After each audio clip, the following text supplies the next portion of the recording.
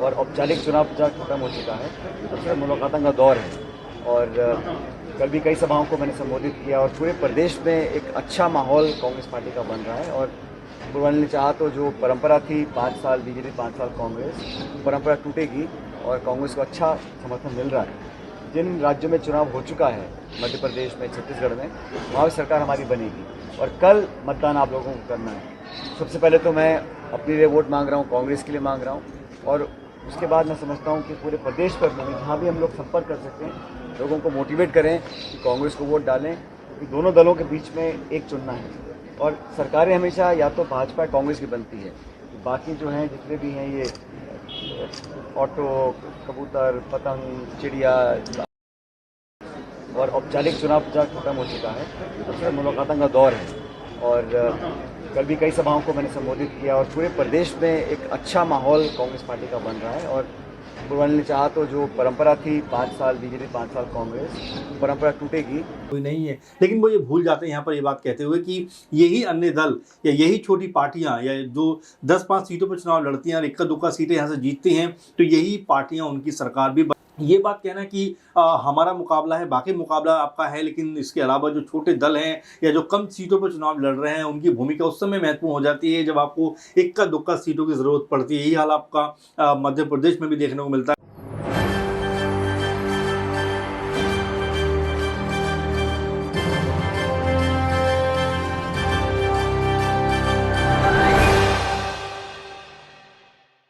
Auto, कबूतर, पतंग, चिड़िया और डैश डैश डैश, ये बयान है राजस्थान में कांग्रेस की ओर से पूर्व उप मुख्यमंत्री सचिन पायलट का।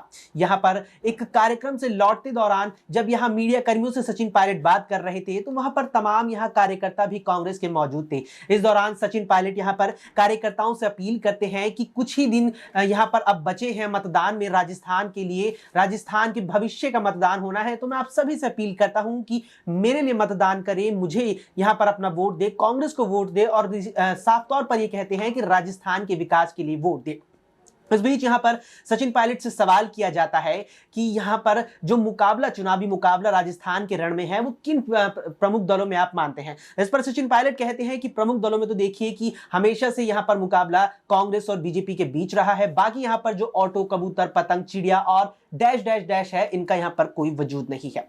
यह बयान यहां पर सचिन पायलट ने जैसे ही दिया, ये काफी वायरल हो गया। बता दें आपको कि जिस तरह से यह राजस्थान के रण में अब चुनावी माहौल पूरी तरह से गर्म हो चुका है, चुनाव प्रचार थम चुका है, आचार संहिता लागू हो चुकी है। इस बीच यहां 25 नवंबर को राजस्थान के रण में 200 विधानसभा सीटों पर मतदान होना है। इस बीच सचिन पायलट का यह बयान, जिसमें उन्होंने यहां पर ऑटो, कबूतर और इस प्रकार से जिक्र किया और आखिर में जाकर जिस चीज को हमने यहां पर एक तरह से छिपा दिया है बीप के जरिए, वहां पर माना जा रहा है कि उन्होंने यहां पर बसपा प्रमुख मायावती का जिक्र किया।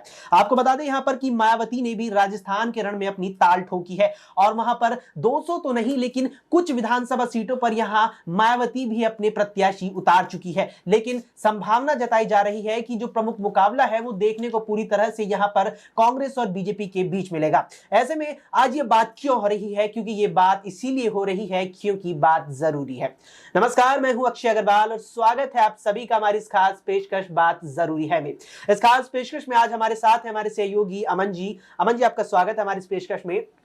तमाम सवाल यहां पर सचिन पायलट के इस बयान के बाद उठ खड़े हुए हैं। यहां पर सवाल यहां पर राजस्थान की सियासत को लेकर भी है, सवाल यहां पर मायावती को लेकर भी और सवाल यहां पर 2024 के लोकसभा चुनावों को लेकर भी है। उससे पहले आप जरा ये रिपोर्ट देखिए। राजस्थान में 25 नवंबर को 200 विधानसभा सीटों पर मतदान होना है, जिसका 3 नवंबर को सभी 5 राज्यों के विधानसभा चुनावों के नतीजे एक साथ आ जाएगा। लेकिन ऐसे में सचिन पायलट का एक बयान निकलकर सामने आया है। दरअसल एक कार्यक्रम से लौटते समय मीडिया कर्मियों ने सचिन पायलट से सवाल किया कि आखिर राजस्थान में किन पार्टियों से आप अपना मुकाबला मान रहे हैं। इसके जवाब में सचिन पायलट कहते हैं कि मुख्य रूप से मुकाबला तो यहाँ पर बीजेपी और कांग्रेस के बीच है।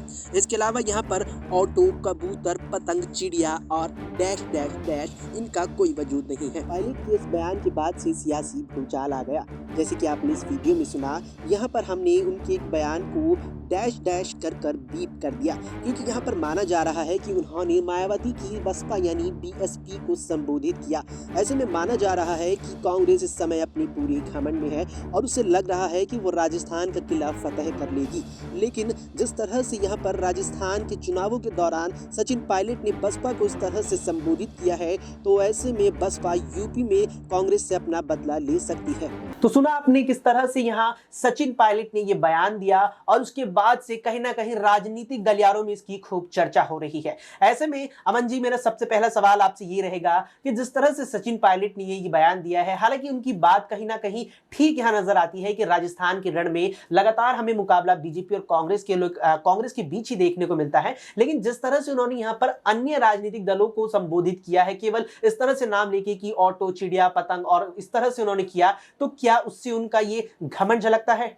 देखिए बिल्कुल अक्षय, मुझे लगता है कि जिस तरह सचिन पायलट ने ये बात कही है, वाकई अपने आप में बयान अमूमन वो देते नहीं हैं ऐसा, लेकिन जब उनसे पूछा गया कि भाई यहाँ पर कौन कौन दल मुख्य रूप से एक दूसरे के आमने सामने है, तो उन्होंने सीधे तौर पर कहा कि बीजेपी और कांग्रेस। देखिए इसमें लॉजिक भी है, क्योंकि अगर आप देखें तो कुछ एक राज्य ही ऐसे हैं जहाँ पर सीधे तौर पर बीजेपी और कांग्रेस का मुकाबला होता है। राजस्थान की बात आप कर सकते हैं, मध्य प्रदेश की बात आप कर सकते हैं, छत्तीसगढ़ की आप बात कर सकते हैं। तीनों राज्यों में ही अगर देखा जाए तो सीधे सीधा मुकाबला कांग्रेस और बीजेपी का होता है। यही बात जब उनसे पूछी गई राजस्थान को लेकर, तो उन्होंने ये कहा कि यहाँ पर सीधे तौर पर जो है बीजेपी और कांग्रेस की टक्कर है, तीसरा इसमें कोई नहीं है। लेकिन वो ये भूल जाते हैं यहाँ पर ये बात कहते हुए कि यही अन्य दल या यही छोटी पार्टियां या जो 10-5 सीटों पर चुनाव लड़ती हैं और इक्का दुक्का सीटें यहाँ से जीतती हैं, तो यही पार्टियां उनकी सरकार भी बचाती हैं। 2018 का मुझे वाकया याद आता है जब बसपा उनके साथ आई और सरकार जो एक तरीके से कांग्रेस पार्टी की बनी। हालांकि ये और बात है कि जो बसपा के जो जीते हुए विधायक थे वो कांग्रेस पार्टी में ही शामिल हो गए थे। तो ऐसे में ये बात कहना कि हमारा मुकाबला है, बाकी मुकाबला आपका है, लेकिन इसके अलावा जो छोटे दल हैं या जो कम सीटों पर चुनाव लड़ रहे हैं, उनकी भूमिका उस समय महत्वपूर्ण हो जाती है जब आपको इक्का दुक्का सीटों की ज़रूरत पड़ती है। यही हाल आपका मध्य प्रदेश में भी देखने को मिलता है। 2018 में उनके पास 114 सीटें आई, बहुमत से ठीक 2 सीटें कम, उस समय सपा ने उनका सपोर्ट किया। तो ऐसे में जो छोटे दल होते हैं, अगर इक्का दुक्का सीटों पर जीतते हैं चुनाव, तो ये कहीं ना कहीं ताकत भी बनते हैं और कहीं ना कहीं आपको सपोर्ट भी करते हैं कांग्रेस पार्टी के लिए। जिस तरह से इस बार सपा ने कहा कि भाई हमें कुछ एक सीटों पर चुनाव लड़ने दीजिए, लेकिन नहीं लड़ने दिया गया। लेकिन वहीं डिम्पल यादव ने ये बात कही कि सपा पार्टी ही खेवनहार बनती है। यही बात मायावती पे भी लागू होती है। जिस तरह से उन्होंने राजस्थान में ये बात कही कि भाई हमारी पार्टी ने हमेशा कांग्रेस पार्टी का सपोर्ट किया, लेकिन कांग्रेस पार्टी ने छल की राजनीति की है, दिखावे की राजनीति की है और हमारे विधायकों को अपनी पार्टी में शामिल करके कहीं ना कहीं जो बसपा के साथ में विश्वासघात किया है। अमन जी, यहाँ पर लगातार जिक्र आ रहा है छोटी पार्टियों का, जिनका कह सकते हैं कि हम देश के सभी राज्यों में तो इतना राजनीतिक दबदबा नहीं है, कुछ ही चुनिंदा राज्यों में हमें इतनी राजनीतिक रूप से मजबूत दिखाई देती है। लेकिन जिस कांग्रेस की बात चल रही है, जिस कांग्रेस की तरफ से हमें इस तरह का बयान अब सुनने को मिला है, अगर हम यहाँ पर उसी सपा बसपा को देखें जिनका गढ़ यूपी है, तो इस हिसाब से तो यूपी में कांग्रेस छोटी पार्टी साबित होती है। जी बिल्कुल, और बहुत महत्वपूर्ण बात है। देखिए अपने अपने इलाके की बात है, अपने अपने क्षेत्र की बात है, कहाँ प्रभाव किसी का ज्यादा है। और सबसे बड़ी बात कि यूपी के एंगल से अगर आप बात कहते हैं तो ये बात बड़ी आम है, ये बात बड़ी हमें चर्चाओं में रहती है कि यूपी को राजनीति का हाथी कहा जाता है। जिस तरफ वो करवट ले ले उस तरफ की सरकार बनना तय है। और बीते दोनों चुनावों में 2014 की बात करें, 19 की बात करें, ये देखा गया है कि यूपी ने एक तरफा बीजेपी का पक्ष लिया है और सरकार उनकी बनी है। ऐसे में मायावती को लेकर जो आपने बात कही है, बिल्कुल इसमें कोई दो राय नहीं है कि मायावती भले ही अभी बहुत ज़्यादा सीट ना जीत पा रही यूपी के अंदर, लेकिन उनका वोट बैंक अभी भी कायम है। और वो वोट बैंक जिस तरफ जाता है उस तरफ कहीं ना कहीं पार्टियों का की जो हालत है वो ख़राब हो जाती है। हमने 2022 के चुनाव में देखा, जब अखिलेश यादव एक अच्छी पोजीशन में थे, लेकिन उसके बावजूद जब बसपा ने जिस तरह से अपने कैंडिडेट खड़े किए, उसके बाद सपा कम से कम 100 के आसपास सीटें ऐसी हार गई जो सीधे बसपा के खड़े होने से हार गई। तो ये प्रभाव है और इसको नज़रअंदाज कोई नहीं कर सकता। और आपने एक और महत्वपूर्ण बात कही कि जिस तरह से चलिए राजस्थान में तो आपकी इस समय तूती बोल रही है, लेकिन जब आप यूपी में आते हैं तो आप कहाँ हैं नज़र नहीं आते। इक्का दुक्का सांसद हैं, इक्का दुक्का विधायक आपके दिखाई पड़ते हैं। तो ऐसे में ये बात कहना कि हम तो सिर्फ हम ही हैं यहाँ पे और बीजेपी ही है, मेरे ख्याल से बड़बोलापन भी नजर आता है। और अभी चुनाव होना बाकी है अक्षय, और अभी से ये बात कहने का मतलब आपने सही कहा कि कहीं घमंड तो नहीं झलक रहा है, कहीं उनके अंदर अति बात तो पैदा नहीं हो गया, अति आत्मविश्वास तो नहीं पैदा हो गया है। तो ये मेरे ख्याल में सचिन को सोचना पड़ेगा, साथ में उनकी पार्टी को भी सोचना पड़ेगा कि परिणाम आने से पहले ही खुशियां मनाना, कहीं ऐसा ना हो कि वर्ल्ड कप हम जीतने से पहले ही जिस तरह से लगातार ये बात कह रहे थे कि टीम इंडिया वर्ल्ड कप जीतेगी, लेकिन जिस तरह से वर्ल्ड कप हार जाते हैं उसके बाद जो निराशा होती है पूरे देश को, तो इसीलिए कि उत्साह में आकर ज़्यादा कोई ऐसी चीज़ ना कहें जो कहीं ना कहीं आपको भारी पड़ जाए। निश्चित तौर पर यहाँ साफ बात है कि उत्साह में आकर इस तरह की बात ना करें। इसके अलावा आपको एक चीज और बता दें कि यहाँ पर करीबन 10 साल हो चुके हैं कांग्रेस को केंद्र की सत्ता से रुखसत हुए। अमन जी, मेरा अगला सवाल इसी को लेकर रहेगा कि जिस तरह से 10 साल करीबन हो चुके हैं कांग्रेस को केंद्र की सत्ता से रुखसत हुए, और यहाँ पर आपने जिक्र भी किया कि केंद्र की राजनीति में यूपी को हाथी माना जाता है, यूपी की 80 लोकसभा सीटों को, कि जिधर वो हाथी पलट जाए उधर की सत्ता चली जाएगी। तो क्या कांग्रेस ये चीज भूल रही है कि 2004 से 14 के बीच जो यूपीए सरकार उसकी रही थी, उसमें कहीं ना कहीं बसपा और सपा ने यूपी में बड़ा रोल निभाया था? देखिए बिल्कुल, और सपा और बसपा के बिना मुझे अभी भी लगता है ऐसा अक्षय कि यूपी में किसी भी पार्टी का दबदबा होना उतना मुमकिन नहीं है, क्योंकि बसपा को ने जिस तरह से परफॉर्म किया 2022 में, भले ही इंडिविजुअल तौर पे वो चुनाव ना जीत पाई हो, लेकिन जिस तरह से उसके खाते में वोट बैंक रहा, उसका सीधा फायदा बीजेपी को मिला। यानी कि मुख्य भूमिका में कहीं ना कहीं रहती है, भले ही किंग ना बनी हो, लेकिन किंग मेकर की भूमिका में कहीं ना कहीं हमेशा रहती है। और सपा और बसपा की दोनों की बात हम कर सकते हैं, और ऐसे में कांग्रेस पार्टी को आने वाले 2024 के लिए अभी से रणनीति बनानी पड़ेगी, देखना पड़ेगा, क्योंकि सिर्फ बसपा की बात नहीं अक्षय, सपा की बात भी है कि जैसे हमने मध्य प्रदेश में देखा, वहाँ पर भी उन्होंने ये बात कही कि अगर आप हमारे यहाँ पर सपोर्ट नहीं कर रहे हैं तो 2024 की राह भी आपके लिए मुश्किल हो सकती है। और ये अनुमान लगाया जाने लगा कि हो सकता है कि जो इंडी गठबंधन बना है उसके ऊपर भी तमाम सारे बादल संकट के आ जाएं, तमाम सारी मुश्किलें उसके सामने आकर खड़ी हो जाएं, क्योंकि जो नेता हैं अभी से एक दूसरे के खिलाफ इस तरह की बदजुबानी और इस तरह के कटाक्ष करते हुए नजर आ रहे हैं कि आने वाले दिनों में ये गठबंधन कायम रहेगा, इसको लेकर भी कहीं ना कहीं संदेह उत्पन्न हो जाता है।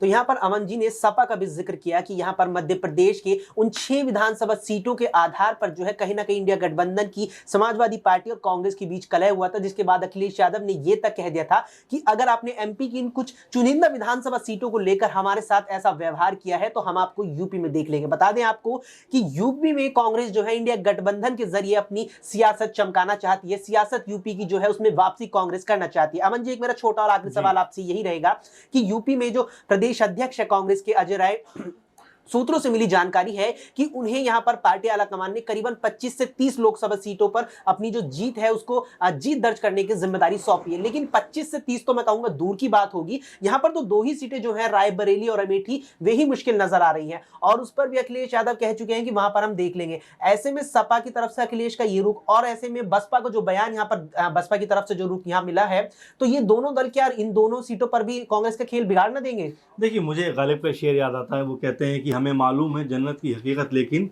दिल बहलाने को ये ख्याल अच्छा है गालिब। क्योंकि देखिए अभी जो स्थिति कांग्रेस पार्टी की यूपी में है वो किसी छुपी हुई नहीं है, किसी से ढकी हुई नहीं है। क्या स्थिति उनकी नज़र आती है? बिल्कुल किसी छुपा हुआ नहीं है। चाहे 22 की बात करें, 19 की बात करें, 14 की बात करें, लगातार कांग्रेस पार्टी धरातल पर नजर आई है। खासकर यूपी की बात करें तो ऐसे में पार्टी को उठाना, पार्टी की जिम्मेदारी को लेना ही बड़ी बात है। अजय राय के बारे में आपने बात की, प्रियंका गांधी लास्ट बात करें तो पूरी तरह से कमान संभाले हुई थी, यूपी की क्या हाशर हुआ सबने देखा। तो ऐसे में मुझे नहीं लगता कि कोई बहुत बड़ा इम्पैक्ट होने वाला है। 25-30 सीटों की बात तो बहुत दूर की है। अगर कांग्रेस पार्टी 5-10 सीटें भी निकाल ले मेरे ख्याल यूपी से, तो उसके लिए बहुत बड़ी बात हुई, क्योंकि उसके सामने सपा भी है, बसपा भी है, और सबसे बड़ी बात की बीजेपी वहाँ पर तन के खड़ी हुई है। तो ऐसे में कांग्रेस पार्टी का वहाँ पर मुझे नहीं लगता कि कोई बहुत ज़्यादा प्रभाव नजर आने वाला है 2024 में। तो यहाँ पर सुना आपने अमन जी ने साफ तौर पर कहा कि राजस्थान में कहीं ना कहीं जो जिस तरह से यहाँ कांग्रेस मजबूत है, लेकिन केवल इन राजस्थान विधानसभा चुनावों को लेकर कांग्रेस को ये नहीं भूलना चाहिए कि 24 के चुनाव भी नजदीक आ रहे हैं, और 24 यानी लोकसभा चुनावों के लिए यूपी को हाथी माना जाता है। जिस और वो करवट ले ले उस पार्टी की वहां पर सत्ता आ जाती है, और यूपी में कहे तो कांग्रेस का बुरा हाल है। और ये चीज आंकड़ा 2019 का दर्शाता है, जहां 80 लोकसभा सीटों में से यूपी में केवल 1 सीट कांग्रेस जीत पाई थी, जिसमें से रायबरेली है। और यहां पर ये तक खबरें हैं कि रायबरेली में भी जो समर्थक कांग्रेस के हैं वे तक कांग्रेस से नाराज है, क्योंकि यहां सोनिया गांधी की काफी गैर मौजूदगी पिछले 4.5 साल में रायबरेली में रही है। ऐसे में राजस्थान की यहां संभावना है कि कांग्रेस राजस्थान के रण को फतेह कर ले, लेकिन 24 में उसका बुरा हाल होने वाला है अगर यहां पार्टी के नेताओं द्वारा इसी तरह का रवैया रखा गया। न केवल सचिन पायलट, इससे पहले हमें देखा गया था कि जिस तरह से यूपी कांग्रेस अध्यक्ष अजय राय ने यहां पर समाजवादी पार्टी पर तीखा हमला किया था मध्य प्रदेश को लेकर के, इसी के बाद अखिलेश यादव ने यह तक कह दिया था कि एमपी की तो आप बात कर रहे हैं, हम आपको यूपी में देख लेंगे। बहरहाल अब देखना है यहां पर कि राजस्थान के रण में क्या नतीजा आना है 3 दिसंबर को। न केवल राजस्थान बल्कि तमाम 5 राज्यों के विधानसभा चुनाव चुनावों के परिणाम घोषित होने वाले हैं। देखना है कि किस राज्य में किसकी सरकार दोहराई जाती है, किस राज्य में नई सरकार बनती है और साथ ही 2024 के लोकसभा चुनावों में कौन सी पार्टी कितनी तैयारी के साथ खड़ी है। और ये सारी बात आखिर क्यों हो रही है? क्योंकि बात जरूरी है।